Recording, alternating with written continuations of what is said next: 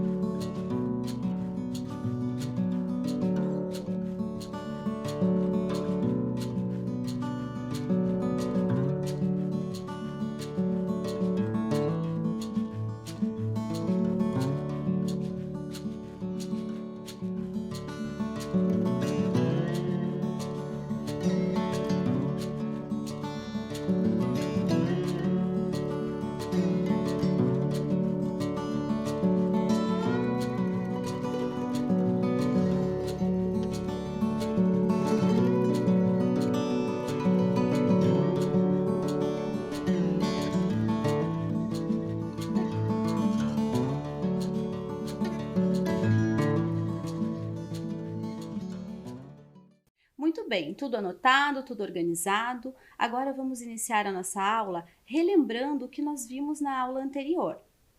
Então, na aula anterior, nós observamos as ilustrações nas capas dos cordéis e aprendemos um pouco sobre a técnica utilizada para ilustrar essas capas, que é a xilogravura. Nós também fizemos a leitura e interpretação do cordel O Poeta da Roça e passamos então a saber o que são os cordéis, O que são esses folhetos?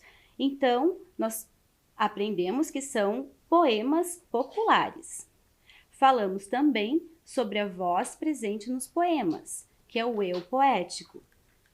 E finalizamos a aula assistindo a um vídeo que trazia um cordel sobre a Covid-19. Para a aula de hoje, nós vamos então retomar a leitura do cordel de Patativa do Assaré, o poeta da roça, e analisar a linguagem presente neste poema. Vamos então começar a leitura do nosso cordel. Sou fio das matas, cantor de mão grossa, trabalho na roça de inverno e de estio. A minha chupana é tapada de barro, só fumo cigarro de paia de mil. Sou poeta das brenhas, não faço papé de algum menestré ou errante cantor, que vive vagando com sua viola, cantando pachola per cura de amor. Não tenho sabença, pois nunca estudei, apenas eu sei o meu nome assinar. Meu pai, coitadinho, vivia sem cobre, e o filho do pobre não pôde estudar. Meu verso rasteiro, singelo e sem graça, não entra na praça do rico salão. Meu verso só entra no campo e na roça, nas pobre paioça, da serra ao sertão. Só canto o buliço da vida apertada, da lida pesada, das roças e do zeito. E às vezes, recordando a feliz mocidade, canto uma saudade que mora em meu peito. Eu canto o caboclo com suas caçadas, nas noites assombrada que tudo apavora. Por dentro da mata, com tanta coragem, topando as visagens chamada caipora. Eu canto vaqueiro vestido de couro, brigando com o touro no mato fechado, que pega na ponta do brabo novil, ganhando o elogio do dono do gado. Eu canto mendigo, de sujo farrapo, coberto de trapo e mochila na mão, que chora pedindo o socorro dos homens e tomba de fome, sem casa e sem pão. E assim, sem cobiça dos cobre luzente, eu vivo contente e feliz com a sorte, morando no campo, sem ver a cidade, cantando as verdades das coisas do norte. Muito bem, pessoal. Retomamos então a leitura do cordel e agora nós vamos fazer algumas questões que vão abordar a linguagem desse texto. A questão número 1. Observe uma das rimas dessa estrofe. Então, eu trouxe aqui para vocês uma estrofe e eu tenho ali destacado uma rima. Estudei e sei. A pergunta é a seguinte: que relação de significado podemos estabelecer entre os verbos estudei e sei? Para responder, eu trouxe 3 opções. Eu peço que vocês leiam essas opções com calma e, na sequência, nós veremos qual é a resposta correta.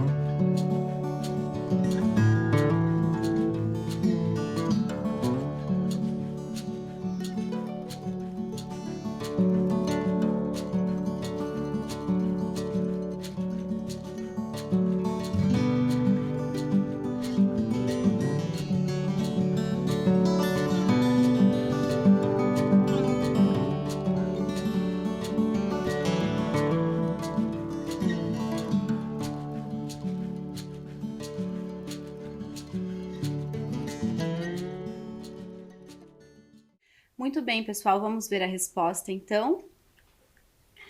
A resposta correta, que responde qual é a relação de significado que a gente pode estabelecer entre os dois verbos estudei e sei, é a questão número 1 ali, a opção número 1. Estudar implica em adquirir um conhecimento, um saber. Vamos ler as outras opções para a gente ver por que elas não estão corretas?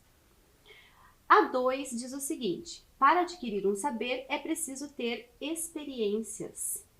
E a 3, para ter o domínio de algo, adquirir um saber, não é preciso estudar.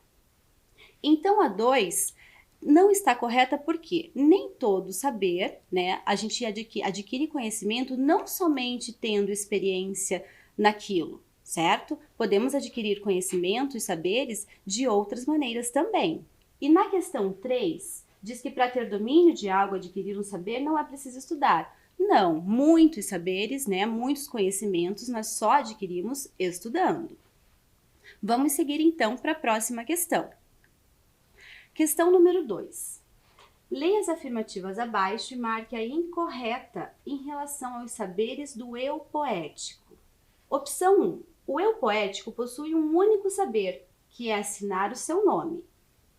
Opção 2. No decorrer do poema, o eu poético mostra conhecer não só a realidade em que vive, mas também ter clareza das diferenças sociais presentes na sociedade. Opção 3. O eu poético possui o saber de compor versos, Mesmo não sabendo escrever, ele apresenta seus versos cantando. Então aqui eu quero a opção incorreta, pessoal. Qual delas não corresponde ao que o texto nos traz?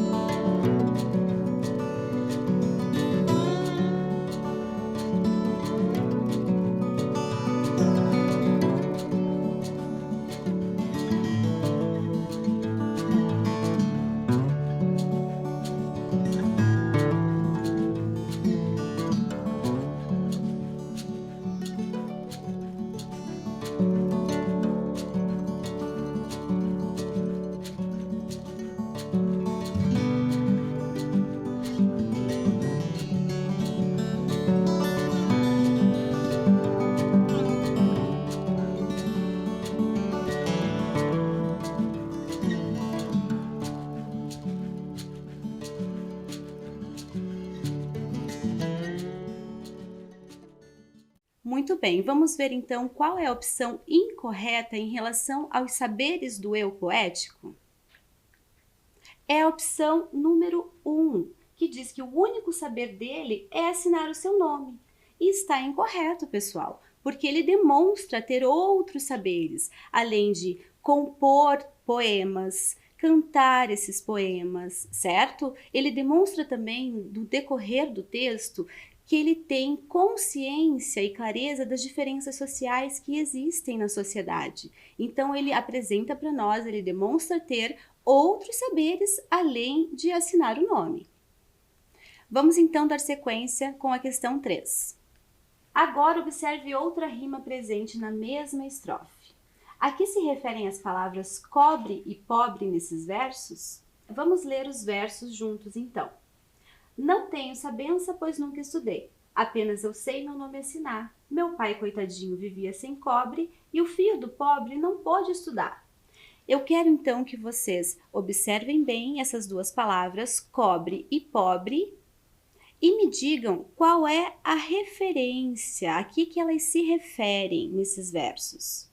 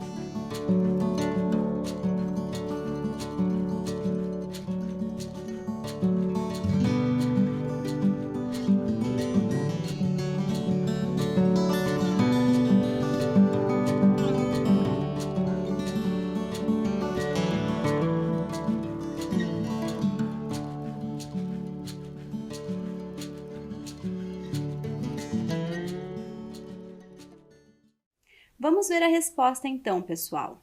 Como essa resposta é uma resposta escrita, com certeza a sua resposta não vai estar igualzinha à minha, mas observem bem, comparem, se tiver o mesmo sentido é porque está correta.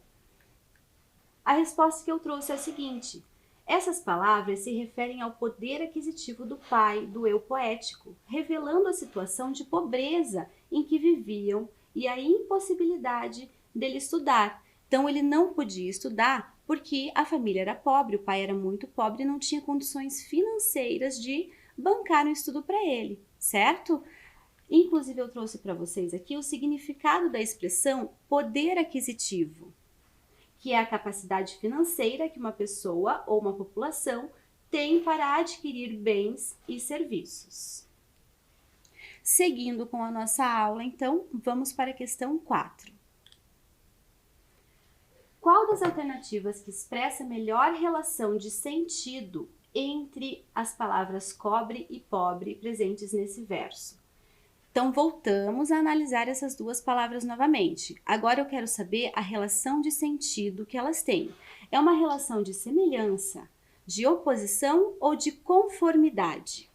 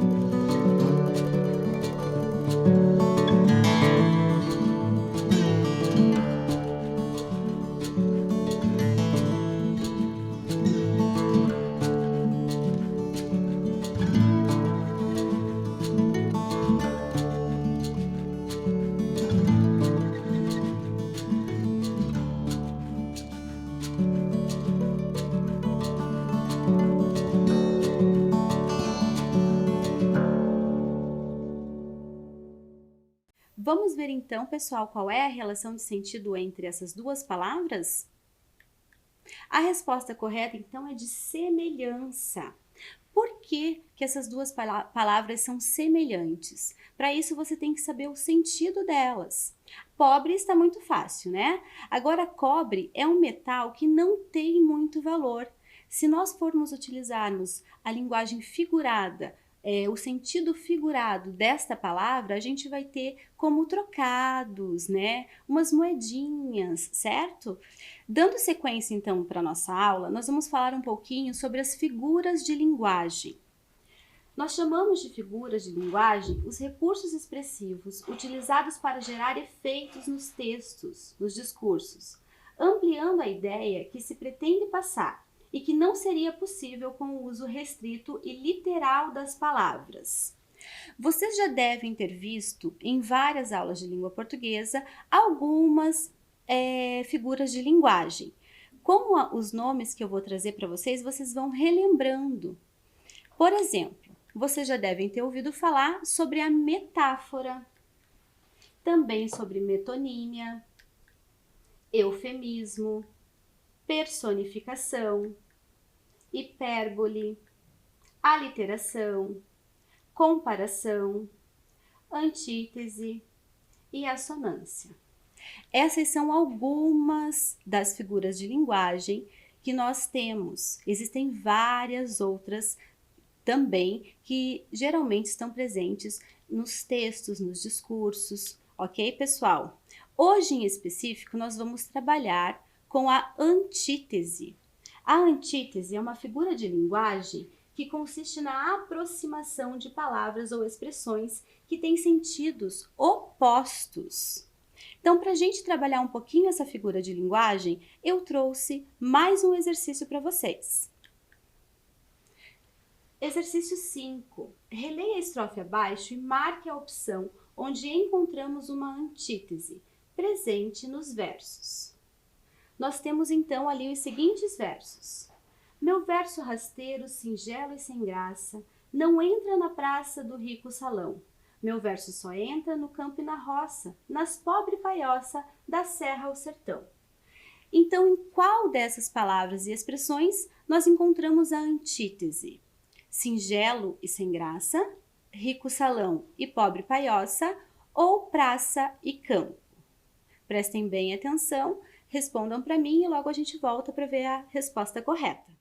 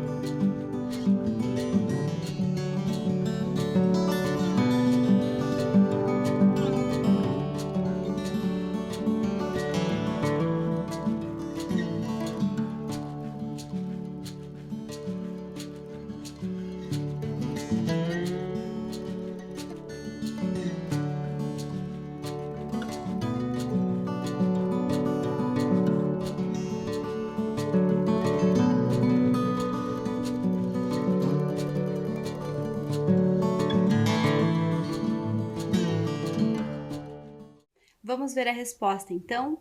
Qual dessas palavras e expressões trazem para a gente sentidos opostos? A resposta, então, é rico salão e pobre paioça. nós temos ali nessas expressões duas palavras que se opõem, rico e pobre, certo? Salão e palhoça. Ok, pessoal? Aí então nós encontramos a antítese presente dentro dessa estrofe do nosso poema. Vamos seguir então com a questão 6. As palavras estudar e assinar, presentes nessa estrofe, não correspondem ao registro formal. O que mudou no registro dessas palavras em relação à norma padrão? Vamos entender agora o que é a norma padrão, né, pessoal? A norma padrão são as regras da língua portuguesa. Existem várias regras, principalmente de ortografia. Então, essas palavras estudar e assinar não estão seguindo as regras ortográficas da língua portuguesa, não estão na norma padrão, certo? Eu quero saber o que mudou.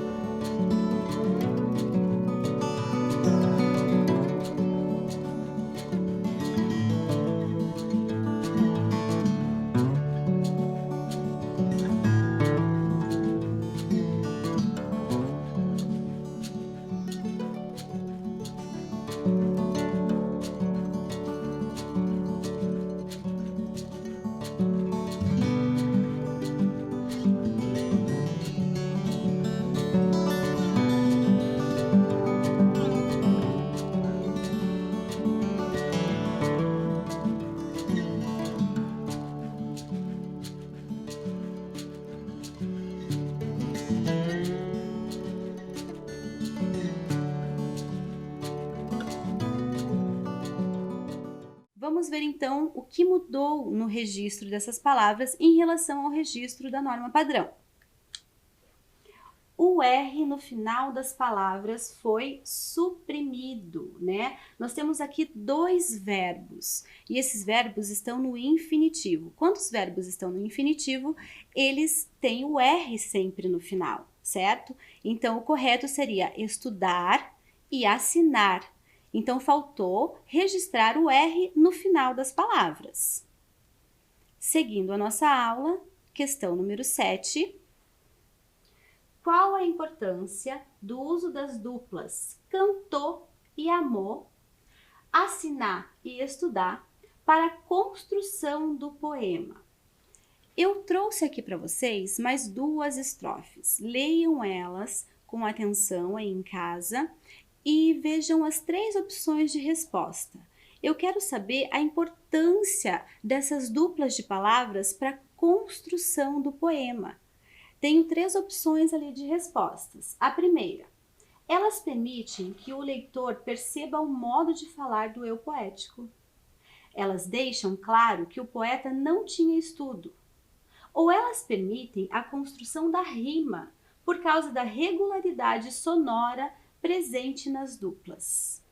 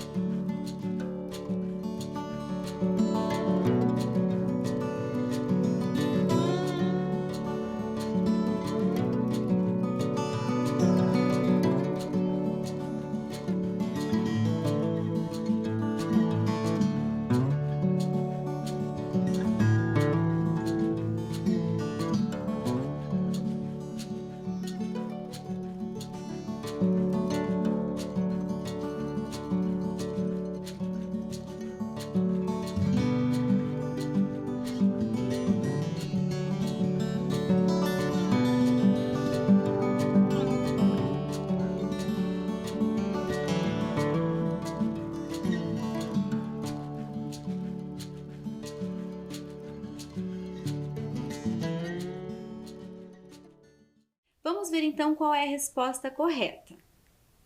A resposta correta é: elas permitem a construção da rima por causa da regularidade sonora presente nas duplas. Antes de eu explicar isso para vocês, eu quero relembrar aqui que quando eu estou falando em construção do poema, eu estou falando na construção da estrutura desse poema, certo, pessoal? Então, essas duplas cantou e amor são iguais, na verdade. E assim como assinar e estudar, certo? Isso traz uma regularidade, ajudando então na construção estrutural do poema. Já as opções 1 e 2, elas falam sobre o modo de falar do eu poético e de nós sabermos, né, que esse eu poético não tinha muito estudo devido à maneira que ele fala. Isso não interfere na construção estrutural do poema, por isso que elas estão erradas. Assim, pessoal, como essas duas duplas que nós vimos nesse exercício, cantou, amou, assinar, estudar, várias outras palavras encontradas no texto não estão registradas de acordo com a norma padrão da língua. Observem aí esse quadro, né? O registro dessas palavras que estão no poema segue uma variante da língua portuguesa. E daí você deve me perguntar, mas o que é uma variante da língua portuguesa, professora? É isso que nós vamos ver agora, né? As variações linguísticas. Variações linguísticas reúnem variantes da língua que foram criadas pelos homens e são reinventadas a cada dia. Dessas reinvenções surgem as variações que envolvem diversos aspectos históricos, sociais, culturais, geográficos, entre outros. No Brasil, é possível encontrar muitas variações linguísticas, por exemplo, na linguagem regional. Então, as variações linguísticas nada mais é que as diversas maneiras, as diversas formas de falar, certo? Ainda mais no Brasil, que é um país grande, onde a diversidade de pessoas é muito relevante, nós vamos encontrar várias formas de falares, ok, pessoal? Essas são, então, as variações linguísticas. Quando ali na explicação fala pra gente que essas variações são criadas pelos homens e estão sendo reinventadas a cada dia, isso tem relação com a questão da língua ser algo vivo, algo que está sempre em mudança, em adaptação, certo? Então sempre nós vamos ter uma palavra nova surgindo, né? Pessoas falando de maneiras diferentes, de acordo com a situação, de acordo com a necessidade dela naquele momento. Ok, pessoal? Eu trouxe aqui mais 2 versos do texto que diz o seguinte, ó. Sou fio das matas, cantor de mão grossa, trabalho na roça de inverno e de estio. Nesses versos, o eu poético ele revela o lugar onde ele vive, né? A maneira de falar das pessoas, ela varia de acordo com o lugar onde ela nasceu, onde ela vive. Como, por exemplo, quem mora no Rio de Janeiro fala diferente de quem mora aqui em Curitiba, certo, pessoal? Da mesma forma que quem mora no campo fala diferente das pessoas que moram na cidade. Esse tipo de variação linguística nós chamamos de variação geográfica ou variação regional. Porém, existem outras variações linguísticas. Dando sequência para nossa aula, vamos seguir com uma questão sobre variação linguística? Observe novamente o quadro e marque a opção correta. É possível verificar uma regularidade na escrita das variantes visage e coragem. É possível verificar uma regularidade na escrita das variantes visage e estudar. A escrita das variantes estudar e assinar não possui uma regularidade. Prestem bem atenção nessas 3 opções de respostas e logo a gente volta com a correta.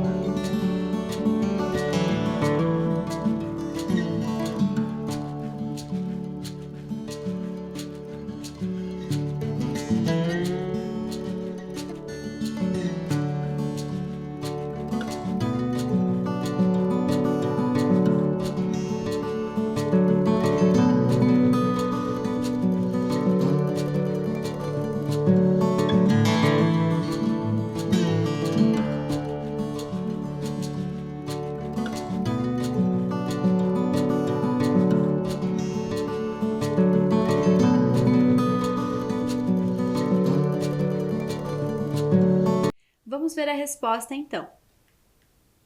A resposta correta é possível verificar uma regularidade na escrita das variantes visage e corage. Qual é essa regularidade? É a supressão do M no final das palavras. Então, não foi registrado o M no final dessas palavras. Então, há uma regularidade aí nesse registro, certo? A questão 2 diz que a gente verifica uma regularidade na escrita das variantes visage e estudar. Não, porque visage foi retirado o M e estudar foi retirado do final o R. E na 3, a escrita das variantes estudar e assinar não possui uma regularidade. Está errado, porque elas possuem uma regularidade. Nas duas, foi retirado o R do final. Vamos então para a última questão da nossa aula. Questão 9. Nos versos a seguir, o eu poético diz que não estudou e fala da condição econômica de sua família. O grau de escolaridade e a condição socioeconômica, assim como outros fatores, influenciam no modo de falar das pessoas.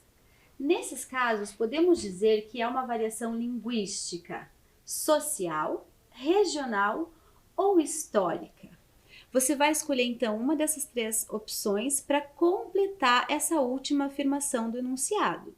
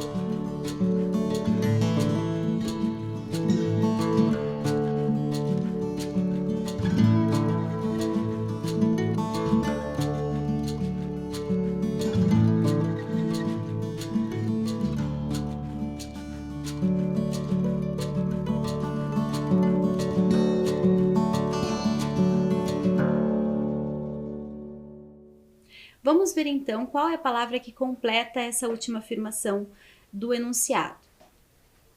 Nesses casos, podemos dizer que há uma variação linguística social. Esta é a resposta correta.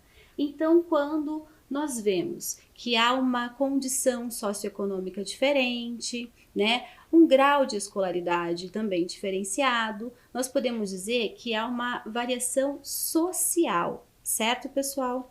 E para finalizar a nossa aula, eu quero ler com vocês mais esse último slide.